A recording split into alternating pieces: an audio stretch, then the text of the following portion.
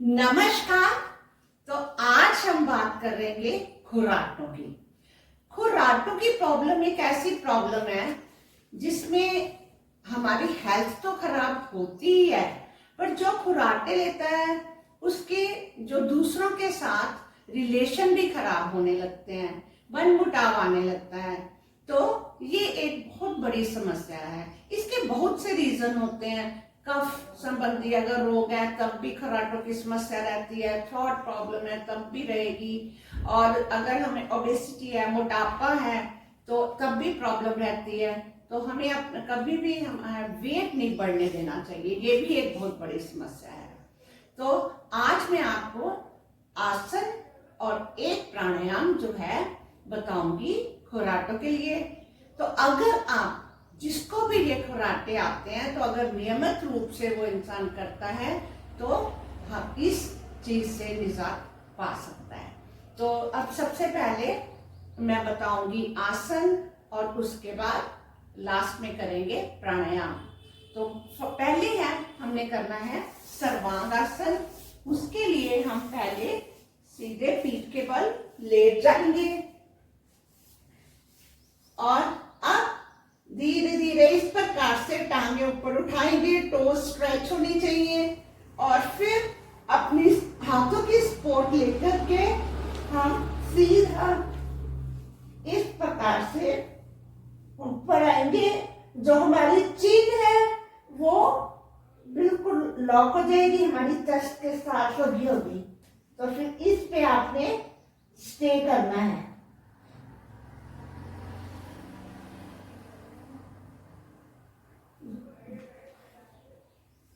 धीरे धीरे आराम से नीचे आएंगे। जब भी वापस आएंगे आराम से इस प्रकार से वापस आएंगे। तो ये है सर्वांगासन।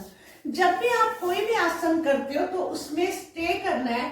बिगनिंग में अगर ज्यादा नहीं कर सकते तो काउंटिंग के साथ करो, 20 काउंट करो, 30 काउंट करो, उसके बाद 15 सेकेंड, 30 सेकेंड, 1 मिनट, 1.5 मिनट, इस प्रकार से स्टे बढ़ानी है। इतनी स्टे आप आराम से आसन की कर सकते हो। अब दूसरा आसन है सिंहासन। ये मैंने आपको पहले भी बताया था, ये थायराइड के लिए भी बहुत अच्छा है, क्योंकि ये हमारे गले के लिए बहुत अच्छा है। कोई भी हमारी थ्रॉट प्रॉब्लम है उसके लिए बहुत अच्छा है। तो अब इसमें हम वज्रासन में बैठेंगे। सबसे पहले वज्रासन में बैठ करके इस प्रकार खोलेंगे टांगे, हाथ हथेलियां पीछे करते हुए ऐसे रखेंगे और लंबी सांस लेंगे। जैसे ही आप सांस छोड़ेंगे तो आपने शेर के दहाड़ने जैसी आवाज करनी है। फेस ऐसे ऊपर, आंखें ऊपर। तो अब हम सांस लेके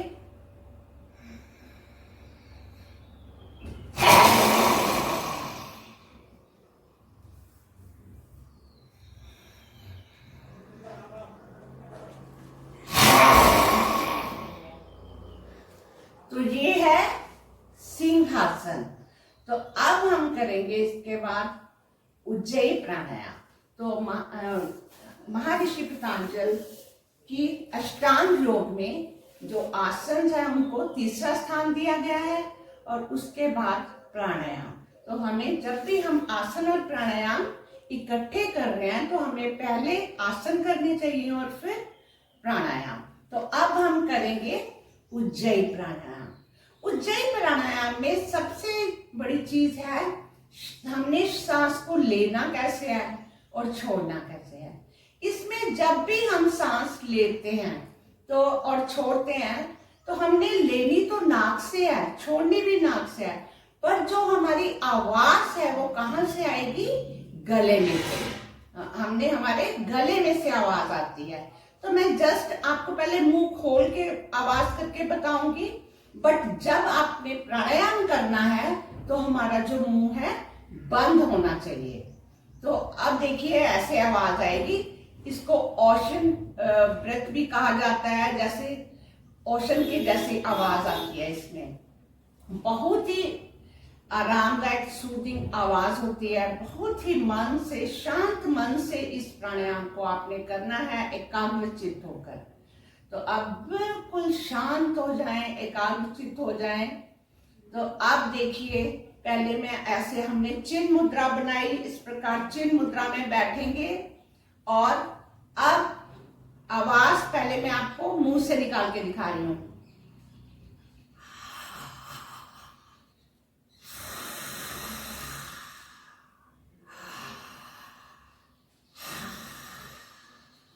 देखो, सांस इसी प्रकार से लेनी और छोड़नी है, बट आपने आवाज गले में से करनी है इसी तरह, बट आपने लेनी नाक से है और छोड़नी भी नाक से है। अब देखिए, पहले हम सांस लेंगे, आराम से धीरे धीरे सांस लेंगे।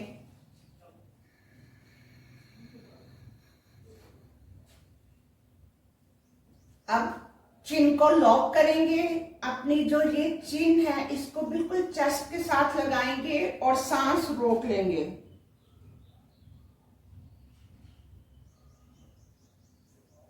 अब आप जितनी देर सांस रोक सकते हो उतनी देर रोकेंगे, फिर सीधा करेंगे। और अब सांस छोड़ने के दो तरीके, आप सीधा भी सांस को छोड़ सकते हैं आवाज करते हुए,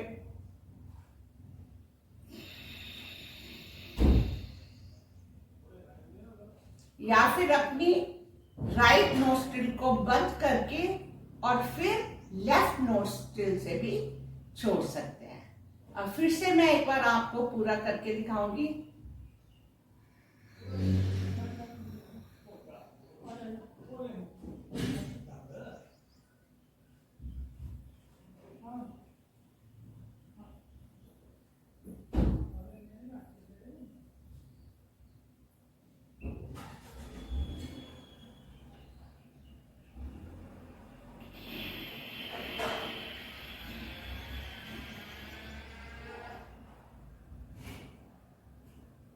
एक दो नॉर्मल ब्रीदिंग लीजिए, सांसें लें और फिर से दोहराएं।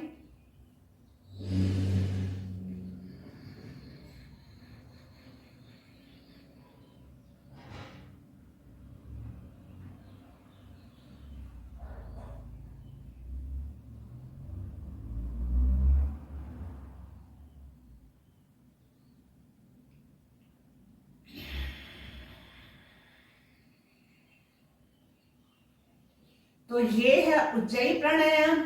तो इस प्राणायाम में जो मेन टेक्निक, मेन जो ध्यान रखना है, हमने क्या रखना है कि हमारी जो आवाज है वो गले से आनी चाहिए। और जब सांस छोड़ रहे हैं, आप सीधी भी छोड़ सकते हैं या फिर आप अपनी राइट नोस्ट्रिल बंद करके लेफ्ट में से छोड़ें। तो धन्यवाद, आज के लिए बस।